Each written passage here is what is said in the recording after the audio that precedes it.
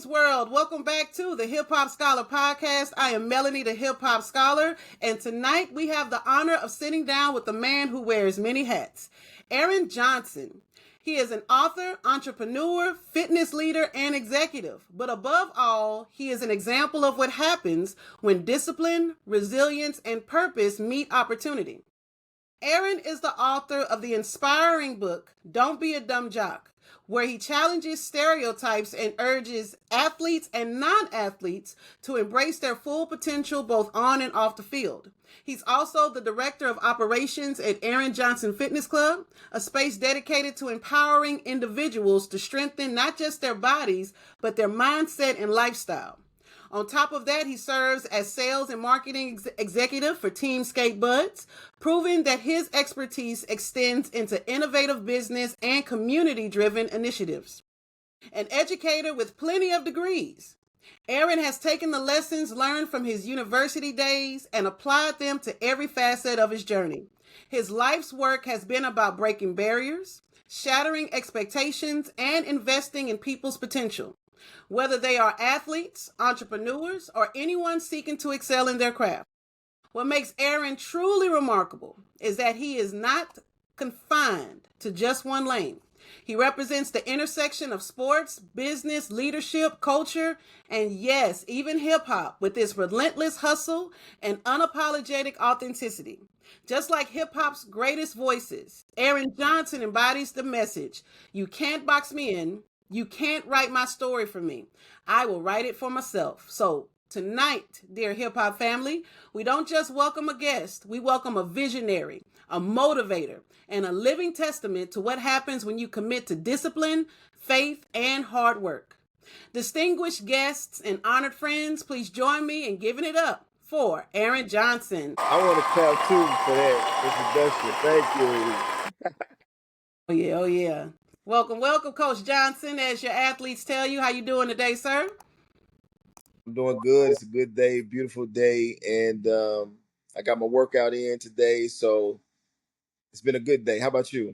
I got my workout in as well. You know, we're both athletes from the same hometown, even the same high school. So the Raider pride in the building, definitely want to represent, but at the same token, taking that seriousness of that balance of exercise and life. Like, it's so important. Like, how important is it to you to make certain that you exercise maybe 3 times a week every day? Like, what is that routine for you? Yeah, so over the years, the routine has changed. When I was an athlete, we would train 2-3 times a day, 7 days a week, 6 days a week. Since now that I know more, now that I know how the body actually works, I train about 3 to 5 times a week. I walk almost every day, just really to keep the central nervous system going, keep my body functioning at a high level, and keeping my energy levels up. When I don't work out, I'm sluggish. My mind is not as clear thought, and so I've noticed that over the years, and so I try to, like I said, go about 5 times a week if possible. That's right, at the very minimum. And not only are you working out, you're working out with others, and you're sharing that in this text, Don't Be a Dumb Jock, which I'm sharing here, and I'm going to post in the description for the YouTube and Spotify so that everyone can notice that this text, Don't Be a Dumb Jock, how to be a superhuman being, why education, social responsibility, and financial independence go hand and ball. So this text is not only targeting athletes to unlearn that whole, all you can do is play football. When I grow up, I'm going to go in the NFL. Aaron is challenging generations to really use that as leverage, right? To go into college, to use that mentality to look at responsibility and accountability. So what was the inspiration behind this text, Aaron? Talk to us about that. So yeah, I was basically, so after I left LSU, I moved to Dallas, and I had started some fitness programs in Louisiana, and then I moved to Dallas, and I was working with the kids. I was working with the older adults. I was not really paying attention to the NFL or any. I wasn't really even watching TV at the time, and something caught my attention with the Colin Kaepernick and the NFL situation. And so, I'm a business owner, I'm an entrepreneur, so I was really engulfed in that. But then once I started to get more, something started flashing across my screen more about Colin Kaepernick and the NFL.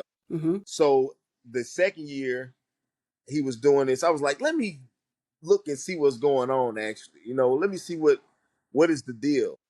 And so when I understood more about what he was doing, um, and then coming from a black college, coming from, head coach Doug Williams and his stories about the things that he had to go through and fight as an NFL athlete, as a Super Bowl MVP. And then and then by that time I had a master's in kinesiology. So I was understanding that the body is the temple. And as athletes, that's how we treat it. We take care of our bodies, we take care of our minds, and this is something that as humans we should embody, not just as athletes. So I was really more into like what is the because they normally teach us as athletes that we're not that smart. Like, oh, you're an athlete, just shoot the ball, just you know, shut up. And so by this time I was looking at athletes like these are really the leaders of the community. These are really the leaders of the world just based upon how they treat their bodies, the fact that their mind and their body are connected. When you play sports, you have to. The reason you practice is to make a better mind body connection, so that when you compete in the game, your mind and body connection is better than the other team's mind body connection. And so once I was looking at this, I was like, the athletes are really the superheroes. They're really the they're really the ones that are going to save the world, not these politicians, not these government people, not it's the athletes because we already understand teamwork, we already understand um, hard work, discipline, we understand fighting through pain. It's just so many lessons that are taught to us naturally in sports. And so as I looked at the NFL and the situation that was going on, I felt like this was a real um, integral, a real important time for athletes or black men in general because of what they were standing for. And then I looked at the attitudes of the other athletes and I was like, they're not behaving like we were taught as athletes to behave. And so I was like, what if they would have everybody took a knee? So I was going through these things in my mind. Um, and then and then I had a client who was at the time I was a personal trainer. I was going into people's homes. And one of my clients, she was a 78-year-old white woman. And I go into her home and the athletes taking a knee or not taking a knee was on the front. It was like on the TV. It was like on national TV. And I'm like, man, the world is watching this. This is not something that's just the black community is watching. And then I was like, I wonder, do these athletes know how important this time is? What is actually at stake? And eventually, they responded as they responded. But from that, so as I'm walking into my clients' homes, she asked me a question. She was like, "What do you think they're going to do?" And I was like, "Now, again, it's a difference when somebody from your community asks you what you think they're gonna do." Right, right. But then this older white woman, 70 something years old, asked me, and I know how she's coming. Like I know we've talked before. So I was like, man, they really. So then I said they're not gonna do nothing. And she was like, why not? I was like, because they dumb jocks. And she was like, Aaron, you know what? She was like, in some communities, in some circles, black people can only entertain us and serve us. And when she said that, I was just my heart, it hit a nerve. She Yeah, hit the yeah. nerve. So from that day, I was just like, I gotta say something. And then she was like, why don't you say something? And I was like, what I'm gonna say? They not gonna listen to me. I mean, these are professional athletes. They making millions of dollars. What am I gonna say? She was like, and no. And then I said something to the effect like, I'm educated and I'm an athlete, so I know better. And she was like, well, that's the reason why you should say something. And I was like, what? So that just, and from that, after I left that training session, I was just on fire. I was just like, you know what? Enough is enough. And like I said, coming from Grambling, coming from Shreveport, we've seen enough injustice. We've seen enough imbalance. We've seen enough unfairness. Like, at what point do you just say, all right? So I started writing the book, and then I started to pay more attention to the details of the NFL and how they were responding. And it was all the motivation and inspiration that I needed, really. That's right. When intrinsic motivation hits an outside accountability type of question, right? Where you're having to answer someone outside of the community, like you just said, something that is all over the world. I mean, when Colin Kaepernick took that knee in silent protest, that really rang around, and wondering, like, should there be a consequence? I mean, it is his right, freedom of speech, and so on and so forth, but challenging those stereotypes. To make that connection with hip hop, one voice, you only need one mic, like Nas says. It takes one voice, one mic, and in this instance, one book that can really change the course of a generation, where you don't have to be that stereotypical athlete that only does athletics, and you get your grades because you're an athlete, but you're not really studying. But at the same token, leveraging that opportunity to gain those scholarships, be able to go to those colleges and earn that degree by learning through that. Many of people that I know, that we know, it just became more so about the sports, about them just being a dumb jock and getting the Right. wins, and being catered in that way. So I'm glad that you shared your inspiration behind that, and then that whole wanting to write. And a lot of people, especially in my profession, they don't want to write, but that inspiration of sharing your background knowledge, your experiences, and making that connection so that others can learn and even unlearn. Like you said before earlier in the pre-show, things are ingrained in the muscles, they're ingrained in the brain and in the mind. Like, how can we rewind that so that people can really tap into their potential? Right. And so my point wasn't to point out the negatives of athletics or being an athlete. My point was to point the obvious benefits of being an athlete, and to help the athletes understand that these coaching that they get, this training that they get, physical, mental training, normal people don't get that. Normal people don't get that in if ever, until obvious benefits of why we are athletes and why we are superhumans, if we really choose to look at it like that, versus the dumb jock scenario, where, like you just mentioned, we all seen the episodes, we've all seen the scenarios. It gets played over and over every year. I was a coach, I'm still a coach, and I'm still having to go against these behaviors, these bad behaviors. But um and so, not to make that part more blown out of proportion, but to point out the goal setting, the discipline, the focus, the concentration, the things that really matter in life after you finish playing sports. Like, you should keep doing those things. Keep keep getting coaching, keep getting discipline, keep eating the right fruits and vegetables and the things that you're gonna eat. And so that's the thing my book wants to just point out, is the good behaviors that represent the best behaviors of human life and of living a healthy lifestyle. That's right. That maximizing the potential. That's what I hear, is that you want everyone, to maximize their potential, to tap in. Even if you weren't an athlete growing up, you can still become athletic.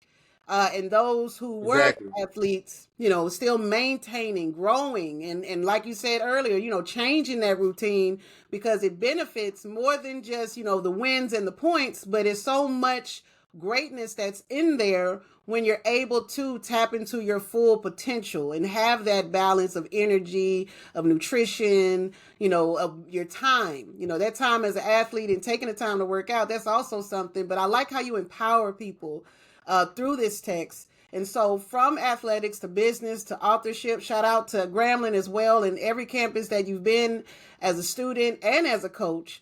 You have a very impressive journey, Aaron. With that, with this book, Thank you. continuing, you're welcome. And again, thank you here at the Hip Hop Scholar Podcast. How do you want to guide others to push past those stereotypes? Like, what is something that when someone reads your book, or if a student athlete or an athlete altogether is being coached by you, what is some things that you want for them to take away? So the motivation was the NFL athletes, but the text is more for teenage athletes. And the reason being is because the way the human body works in the human development cycles, okay? You got and different researchers say different things. I'm going to go by the research plus my experience, okay? So from 0 to 7 years old, that's a very important time of programming, okay? Of programming the human mind, programming the human body, okay? And then from 7 to 13 is another programming. It's a preteen programming that the mind and the body goes through right before puberty, okay? So up until 13 or up until puberty, you're getting programmed. You're getting taught discipline. You're getting taught or not taught. You're getting taught love or not taught love. You're getting taught these different um aspects of life and of human development. Okay, some of us get more than others. Some of us get more education than others. Some of us get more lessons on life than others. So it all varies. But before puberty is a really good time to program a human for the rest of their lives. Okay, after puberty or after the brain um, starts to be influenced by hormones, then it's harder to program the brain. It's harder to program the body because the hormones are starting to make decisions and make the body transform and do things. Okay, so on a lot of levels, we're the human that we're going to be by puberty. Once puberty starts, it's hard to teach new things. You can teach new things. The brain is constantly developing, but it's a good chance that learning stops. Physical, mental, emotional learning stops at puberty. Mm-hmm. Okay. So talking to older adults about setting goals, discipline, and all these different things, unless they are really, really interested in changing themselves, it's really hard for an outside or external source to change somebody physically, mentally, emotionally, the physiology, their everyday behaviors. Okay, they're programmed inside of the body. So the idea is to catch them. So my skateboard program was designed for 7 to 13, and then through the 7 to 13, we could teach them confidence. We could teach them proper eating habits. We could teach them um, discipline, focus. We could teach them all those things before puberty. Okay. After puberty, you get the version of what you taught before puberty. Am I making sense? Okay. So my book was for the 13-year-old. So my job as a kinesiologist, I learned how to program and reprogram the human body Mm-hmm. Mm-hmm. for improved performance. And we normally use these tactics for athletes Mm-hmm. and athletes only. Okay. So athlete that sets goals, athlete that has mentorship, coaching, athlete that has discipline, focus, concentration, but he has a teacher that's teaching him these things. The normal person does not have this person. And parents can do it, but parents aren't trained in they're not trained in child development really. They get a child and they start to develop the child. Sometimes they know what they're doing. A lot of times they don't, and you just we get what you get. Okay, so as a kinesiologist, I know I can talk to a client, understand the inner workings of their behavior, and then give them exercise to invert or reverse the behavior. Mm-hmm. Mm-hmm. It takes longer for an adult because they've already pre-programmed with so many bad behaviors. So if I say stop smoking, you're like, Yeah. Mm-hmm. Mm-hmm. you want to, Right. but physiologically, you've been doing this for how many years? At the same time of the day, at the same time of the day, at the same time of the day, at the same time of the month, and it's just going to be hard to stop that just by saying stop. Okay, so the book is to catch the teenagers before adulthood, and but it's a little bit more advanced than the 7 to 13-year-old range. The 7 to 13-year-old range is that's the skateboard program. That's where we can program the good behaviors, the breathing, the eating, the fruits and vegetables, the flexibility, the movement, the fun. We can do it in a fun way. Versus most time when people come to me, they think I'm finna take them through a boot camp and I'm finna fuss at them and holler and scream, and it's not. I can do it. I can do a different job than that. I know how to do. I know how to help you lose weight and train and change your performance without that part. Okay. Mm-hmm. Mm-hmm. So the book was motivated just to because I understand the development of the human body, and if we can program these different skills, these different behaviors before it's too late, before they go, I'm grown. You don't how you gonna tell me that? I've been doing this for 13 years. How you going Mm-hmm. I've been doing this you can't tell me nothing. And they're not speaking about what you're speaking about. They're just speaking about their normal behavior patterns. And it's gonna be hard to just change something that's been going on for 21 years, for 18 years. So yes. Did that answer the question? I know that was a long answer. But no, all of what you shared, and I'm glad that you had the opportunity to unpack that answer, where you started with the 7 to 13-year-olds with Team Skate Buds, which I feel when you were speaking would benefit a lot of school districts, whether it's the school district at charter school campuses, because when you talk about nutrition and exercise and pedagogy at that age, you can definitely take the time to break the stereotype of just being an athlete, growing up to be an athlete, and the positive effects of the athletics, but also teaching them for life what would benefit the child. Plus, when you were talking about how parents, we don't have a handbook. We're raising children and raising ourselves at the same time. And so you're providing these provisions in your book would benefit so many different people. Those programs that you have, in addition to personal training, I would like to see this being placed at different campuses across the nation, even across the world. First, I want you to definitely share how these school districts can get into contact with you. And we're going to post that too, Hip Hop Family, in the description box and in the comment section on getting in contact with that. But Team Skate Buds, not only does it sound like fun, it also sounds like a learning opportunity for the children and the parents, which there's not a lot of programs that do the both. So talk to us more about Team Skate Buds. What all do they do? They learn about nutrition, but then they also get to skate too. Are parents able to skate with them? Like, how does that work? Yes. So really a lot of this has been research and development. Okay. So for the first 10 years, I was developing the program, just seeing if this because I started with the skate buds.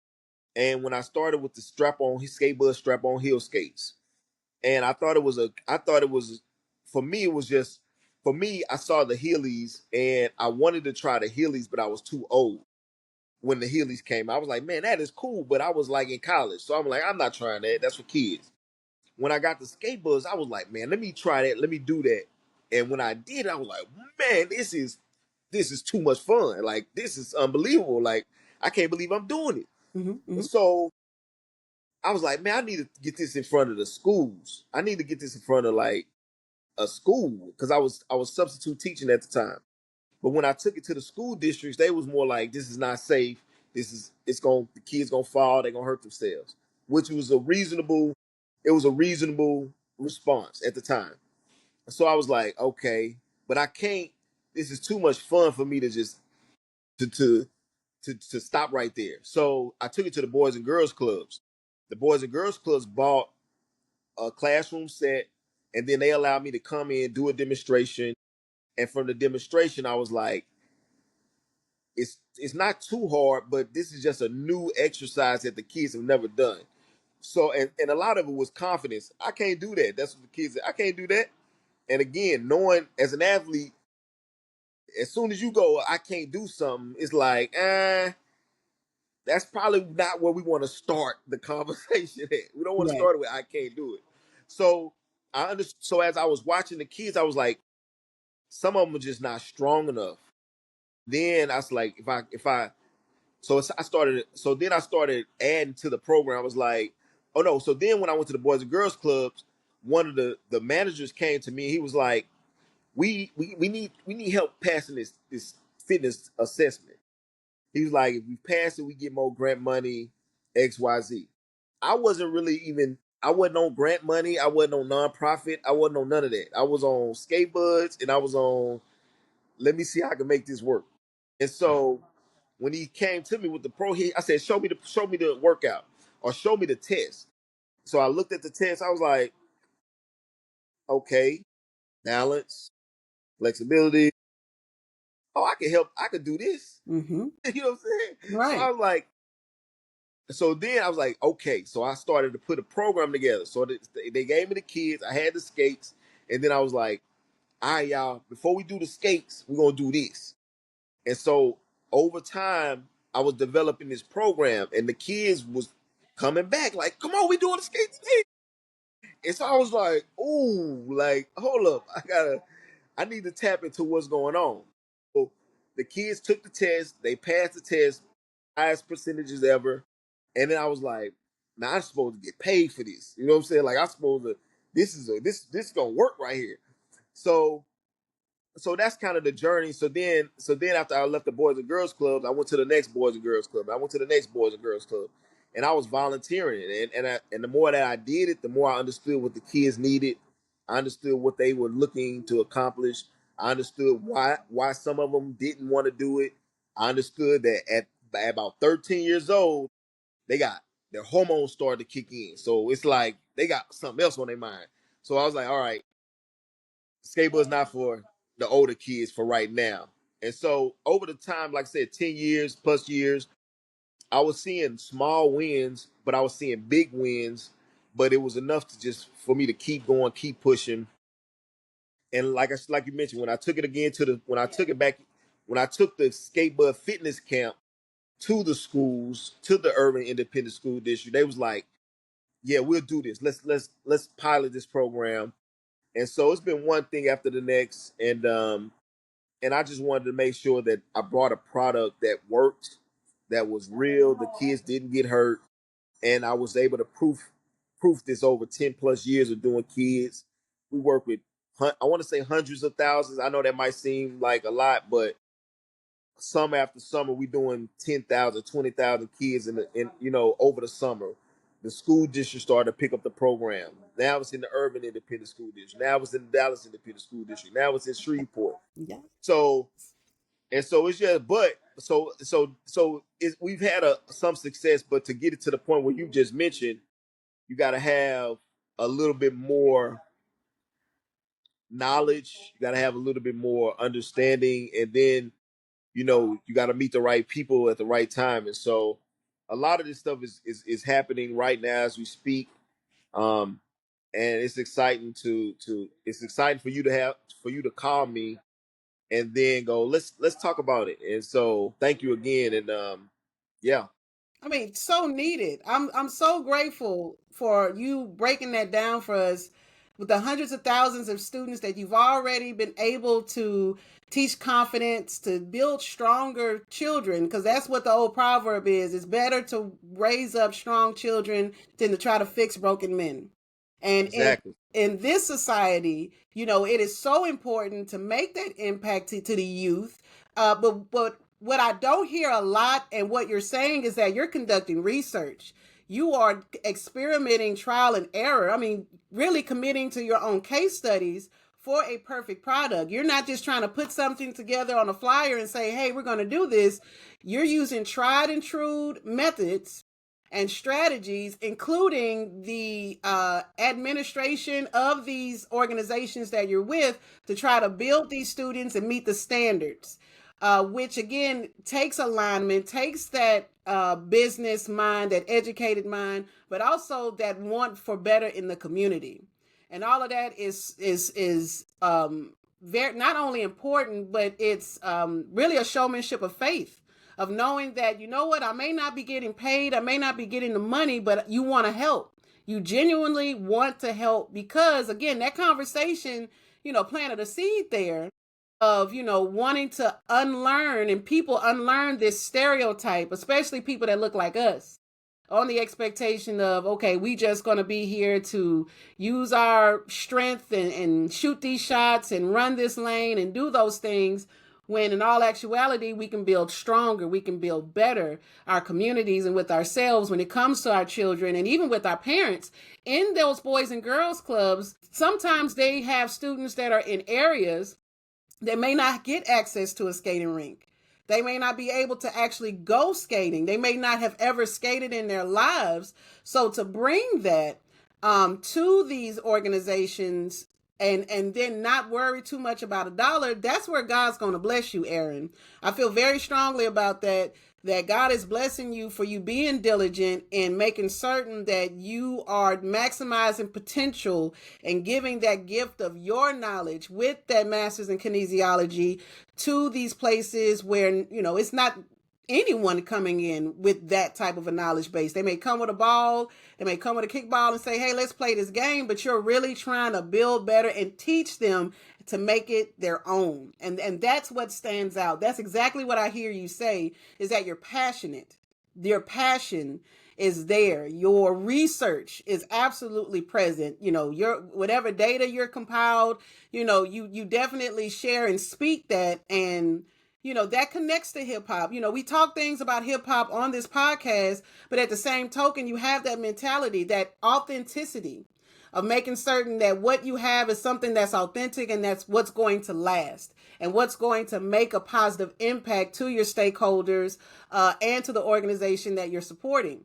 It's also giving them an opportunity to grow, because how often, especially in the United States, we have obesity, we have diabetes, we have children that have diabetes and have high blood pressure and hypertension. And so giving them a fun way to learn these things, instead of just, like at some schools, PE time is limited, and then the liability of those things, like they're going to have to make a change and give opportunities to entrepreneurs like yourself, because this program sounds like dynamite. It sounds amazing and necessary for different campuses around the nation. So I'm very faithful in thinking and knowing that that's going to come to pass for you. So you get ready to stay busy. I know it's a balance, trying to balance everything. And so how do you balance it all? With the athletics, with the business, as director of operations for the fitness club, with the skate bus, like how are you able to maneuver and balance it all? Well, I could say that it's a thing of you got to get stronger, right? You got to understand what does getting stronger entail, physically, mentally, emotionally, financially, socially, and and so over the years, it started out with one club, then it went to like 12 clubs, and then it went to you know doing multiple states, and so every step of the way I feel like it's been a strength building exercise for me, and and and just the attention, it's just it's a lot that has to align for success to happen, and I've understood that, and I've been patient, and I never wanted anything to be handed to me, so I just wanted to make sure that the kids were able to be supported correctly, and for me, sports was everything. Sports was the most fun part of school for me, so I couldn't imagine like you mentioned, the childhood obesity rates. I couldn't imagine these different things happening to kids that are sick, and now we're talking about the suicide rates. Now we're talking about so many different things, and it's like, man, what happened to fun play? What happened to just going outside and being jumping off the bike ramps and stuff like that? And so that's the stuff we used to do. We used to climb the trees, jump out the tree, out the third floor of the tree. You know what I'm saying? We just, and it's like, so that's what we're doing right now. We were just bringing back the fundamentals of diet, exercise, of health and fitness, health and wellness, and yeah, and that's what we hope to do. As Aaron Johnson is sharing, with the athletics being more than just the exercise, but it's all about that mindset, that lifestyle building. And so, I got to talk about hip hop, right? I got to bring up the music aspect. So, even thinking about, using music when you work out or with your students whenever they're skating, do you all use a bit of music as you all teach the scholars?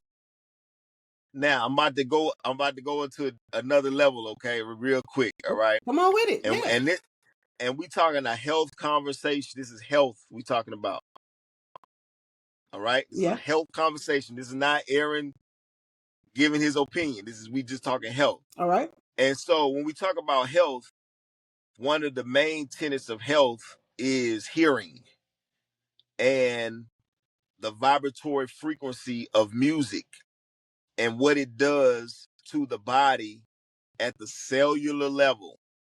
Okay. Because, yeah, so we talking about health, right? Yeah. And so on a lot of levels, hip hop music is unhealthy. Mm-hmm. And it's unhealthy mentally, it's unhealthy physically, it's unhealthy emotionally.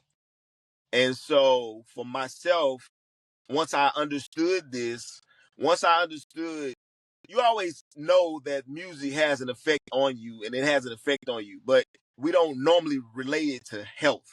Right. And Right. so once I started to understand that the words that you say has an effect on your health, the words that you hear has an effect on your health.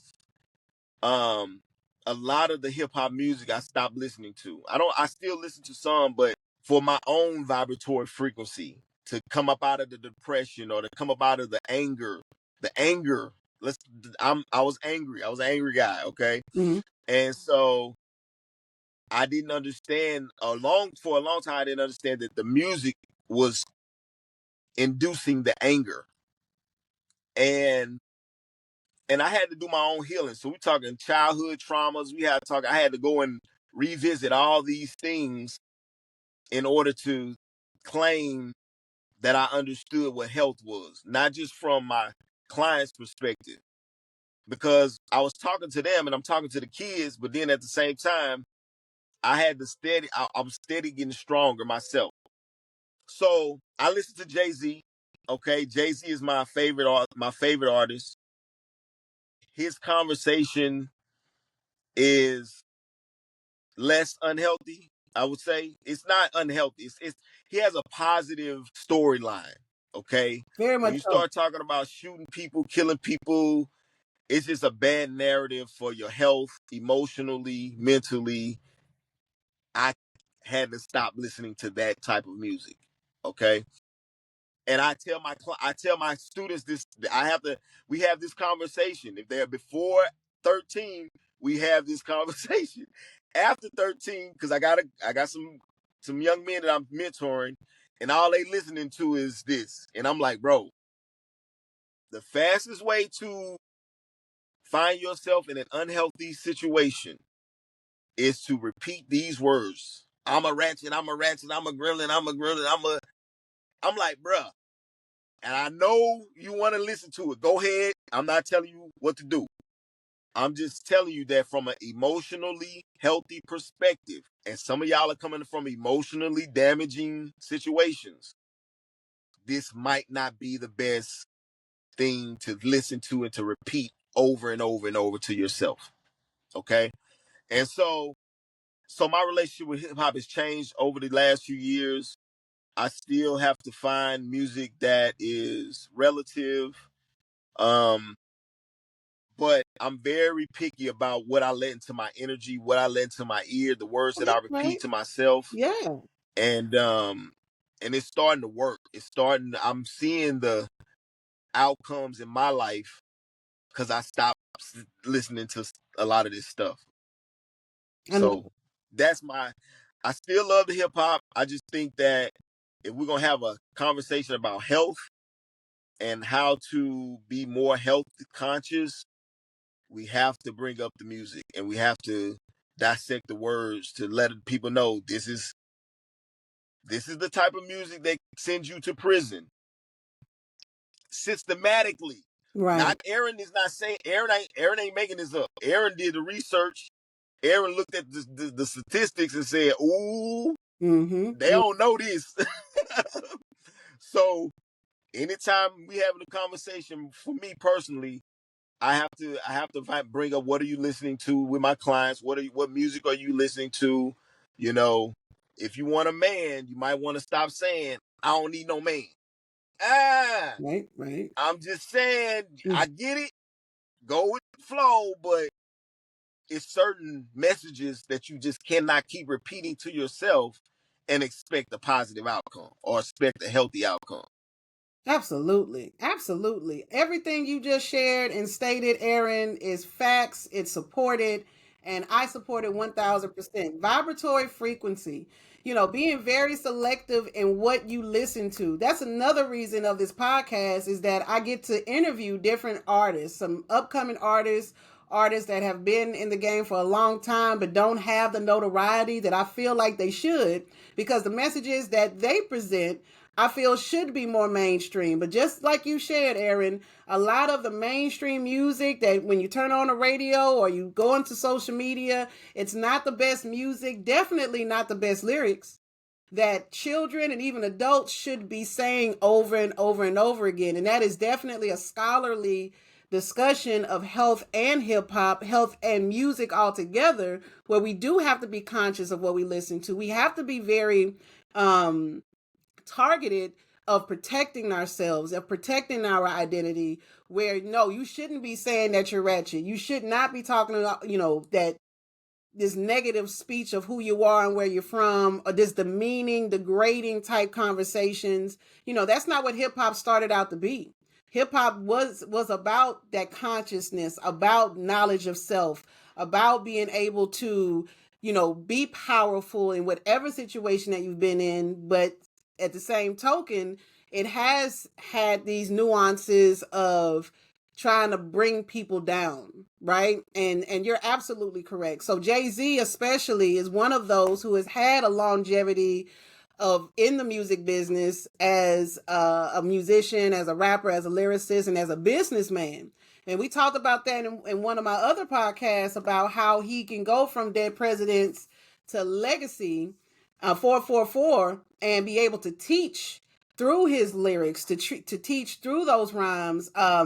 And how often are we ourselves and even for our children, or how often are we being particular into what they are listening to? So I really appreciate that and teaching us today about that vibratory frequency, and being very, very careful in what you do have into your workout routine, right? If you're listening to some music, with that's upbeat tempo, you also have to be cautious of those lyrics because it could absolutely bring you down physiologically. And so, yes, I'm all for that. And we talking like schools too. Like if schools understood that, if they understood that, Yeah. then when you go to the basketball games, you go to the football games, you go to these different school functions, and the kids are allowed to say these lyrics, and it's like, but again, this is kind of new information. This is a 10-year-old conversation, less than 10, because 15 years ago when I started my skate program, right? And I went into the schools with meditation. Kids sit quietly for 2 minutes and be quiet. I was doing this in my programs 15 years ago. The first response that I got from the schools were, that's the devil. That's the devil. The devil, something about the Christians and the devils, and you ain't supposed to meditate, and and just that intelligence was like, so it's been hard to break through some of these concepts to the schools because they not on that yet. They're still on what they're on, but but is the data where it needs to be? Are the reading levels where they need to be? Are students acquiring these math exactly. fundamentals? I mean, they have to do something. Continuing to do the same thing over and over again and expecting different results is the definition of insanity. And that's why our schools are in such a disarray, elementary, middle, and high school, because the innovative opportunities to make a change. Jasmine Bocard said the phrase, if you want to bend the data, you got to bend the rules. You have to be open to listening to experts like yourself that knows that, hey, sitting quietly for 2 minutes is non-religious. It's, very easy. It's free. Nobody gets hurt. Whether it's them skating or them sitting still, there's always some type of political angle, I feel like, to not allow for that greatness to come in, because and I'm sure too, with hip hop they talk about haters because haters are out there, professionally with family, friends, and such, and in that position that really should be eye opening to you, Aaron, that you're on to something great. For them to say that for meditation, for them to sit quietly for 2 minutes, that must mean that you're doing something right. And that's a track record too, that haters come in when you're doing something the right way, and then people get upset that they didn't think of that idea themselves too. So you're balancing Right. that with your hustle mentality, with your non-negotiables of wanting to teach and wanting others to learn. So man, I hate that happened, but I'm more than certain there are districts in the nation, United States, as well as around the world, that are open to your expertise, that really want to hear more and to implement that, so that they can have a generation and the next set of generations that are stronger, better, able to really maneuver and be flexible, not just physically but mentally, because the world is changing every every turn that we see. But these type of programs, and especially the artists that I do get to showcase on this podcast, these are things that are new. I'm not looking to interview any celebrities, anybody that has a standing behind them. Just in my opinion, in my humble opinion, is seeing what people have with their greatness and how they are sharing that with the world. And so with your book, with your program, with your research, please continue and keep going, Aaron. Like, when it comes to music, if you do have a playlist, right? Like maybe, sharing that playlist, even if it's just Jay-Z, which songs uh, that are you use to help you work out. And then, whatever instrumentals are also there. All of that is important, and I would love to hear that as well. And I'm sure the Hip Hop Scholar family would like to hear so. But no matter what or how, especially now that we're talking about vibratory frequency, don't ever give up. You understand that, Coach Johnson? Like, keep going with what Right. you're doing, because this is an amazing program and programming that you have put together and still working on. So that I definitely gotta say and shout out to you. Thank you. I do appreciate it. And yeah, it's been tough. So like I said, because when the schools don't embrace you, it's like this is where 99% of all children are during a giving day. They're in school. And so we gotta be able to infuse the best opportunities for the kids. But again, a lot of this research is new. A lot of this it's ancient research, but it's new to the Western world. It's new to us. And so over the last 15 years, like I said, they started to put mindfulness and Mm-hmm. meditation inside the schools the last 5, maybe 6 years. I've been watching it. And so my sister called me and was like, we doing meditation with my, and I was like, what? And I was like, okay, this is 2020, 25. I was like, wow, it took y'all a while to catch up, but it's all good. I'm glad that we here, and we just need to keep pushing, keep getting stronger. That's right, and especially with books like yours, Don't Be a Dumb Jock. Get that's out on Amazon for all that are listening. You can check out the link that's here in the description. There's also going to be a link where they can contact you, Aaron Johnson, because again, this show is not just about hip hop music. It is about the community that hip hop definitely shapes. And then for us as a community, we use hip hop as a coping mechanism, but also, like you shared today with that vibratory frequency, it can also hold us down if we're not careful. So you've given us gems to think about, to learn from, just in the small space that we've spoken today. And so again, hip hop scholar family, y'all got to check out this book. You all got to reach out to Aaron Johnson, all the campuses and schools that are out there, online schools, homeschool coalitions. This is a grand opportunity to really be able to build confidence in children, and communities, and even for ourselves to get up on those skates, or to get up and work out and exercise, and be very careful with what we listen to as we do so, to help build ourselves better. And that is a very great takeaway. I do also want to ask you, your path now. What do you see for yourself in the future? Like, we've talked about the journey and everything you've done and what you're doing currently, but in the future, in the next 10 to 15 years, what are some goals that you will make and even surpass? So yeah, getting stronger, and to go to that next level that we talked about in terms of international, national programming.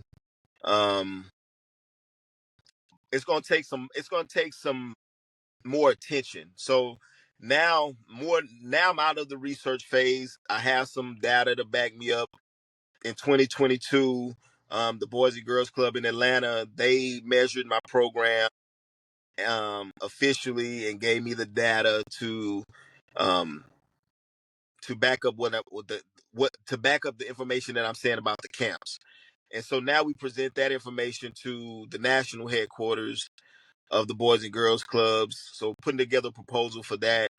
The schools, the school districts, a lot of the stuff has to go commercial for it to get any recognition locally, or say inside the school districts. So so so 2025, 2026 is going to be more about marketing and promotions and PR, and getting into different publications and being noticed um, at those levels where people can reach out and learn more about my programs, and learn how to. And then you have to be organized. The one thing about the internet, it does work, and you have to be ready for what happens when it works.